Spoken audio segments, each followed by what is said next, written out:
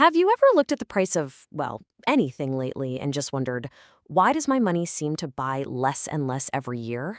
It's a feeling we all know, but what if I told you the answer to that question isn't some modern economic theory, but a story that's 2,000 years old?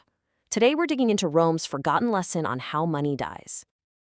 Today we blame inflation on one main culprit, right? The printing press. Central banks just firing it up and creating more money. But the Romans? They didn't have printing presses. They had something much older, the mint. And inside that mint, they perfected a secret and, frankly, destructive technique for hollowing out their currency from the inside out. It was called debasement. So, here's how we're going to break this down. First, we'll look at the power of Rome's legendary silver coin. Then, we'll uncover the silent heist that destroyed it and the total collapse of trust that followed. And stick with me, because then we're going to connect that ancient story directly to the money in our pockets today and pull out the one final bitter lesson it has for all of us. Okay, so let's meet the hero of our story, the Roman Denarius. This little silver coin was so much more than just money. It was the bedrock of an empire. Its power came from one simple thing, trust. And that trust, it came from its purity. Just look at that number. During the empire's golden age under Augustus, the denarius was almost 98% pure silver. Now, that wasn't just a random number. It was a promise, a rock-solid guarantee that made this coin accepted everywhere, from Britain to Egypt.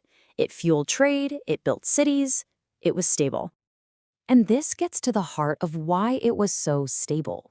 It had what economists call intrinsic value. Its worth wasn't just a number stamped on it by some emperor. No, its value was the silver itself.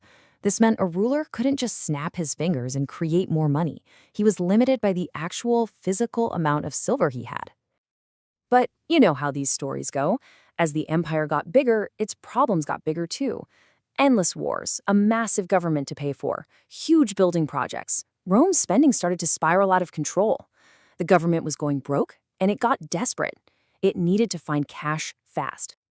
And this is where Emperor Nero enters the picture. Faced with a huge financial crisis, Nero did something that seemed small at the time. He told the mint to quietly reduce the silver in the denarius from that trusted 98% down to 90%. To most people, it looked and felt the same, but that tiny change, it opened the floodgates for everything that came next. And the method itself was brilliantly simple, in a really sneaky way. The government would collect, say, 100 pure silver coins in taxes. They'd melt them down, mix in some cheap metal like copper, and then from that diluted goo, they'd mint 110 new coins. Those extra 10 coins, that was pure profit for the state. It was basically a hidden tax, a silent theft from every single person who used the money. Nero might have started it, but later emperors turned his little trick into a full-blown strategy. As the empire descended into the chaos of the 3rd century crisis, we're talking constant civil wars, invasions, the debasement of the denarius just went into hyperdrive. I mean, just look at this collapse. It's staggering. From nearly pure silver under Augustus, it plummeted until, by the year 265, the denarius had only half of 1% of silver left. It wasn't a silver coin anymore. It was basically a copper slug with a thin, shiny coating of silver to fool you. Just a little bit of makeup to hide the fact that it was rotten to the core. The promise was completely broken.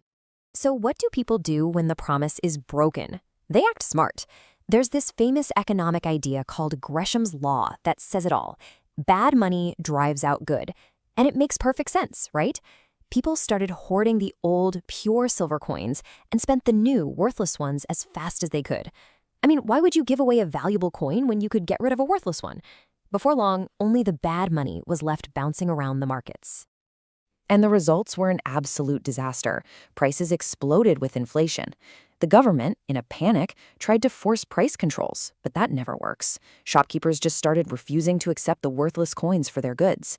This led to huge shortages. The entire formal economy just froze up, and people had to go back to a primitive system of barter, trading chickens for pots. Okay, so why are we talking about this ancient history? Because what happened to Rome is a perfect timeless blueprint for how all money dies, even the money we use today. The only real difference is the technology. The parallel is just crystal clear. Rome's money had real intrinsic value from its silver, so to devalue it, they had to hollow it out from the inside by mixing in junk metal. Our money today is fiat money. It's based purely on trust. So it's devalued from the outside by just creating more of it. But look at that bottom line. The result is exactly the same. Your money buys less. The purchasing power goes down. And history shows this process follows the same predictable rules every time. Rule 1, it starts when a government's spending consistently outpaces its income. Rule 2, the public starts to lose faith that the government can be fiscally responsible.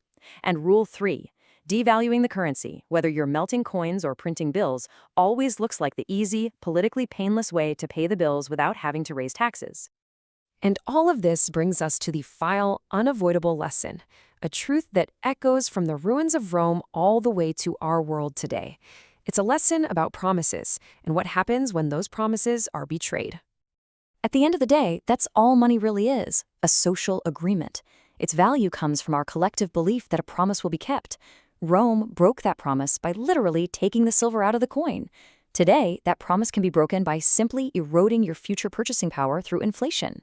Same story, different tools. And the stakes here are absolutely massive. The story of the denarius proves it.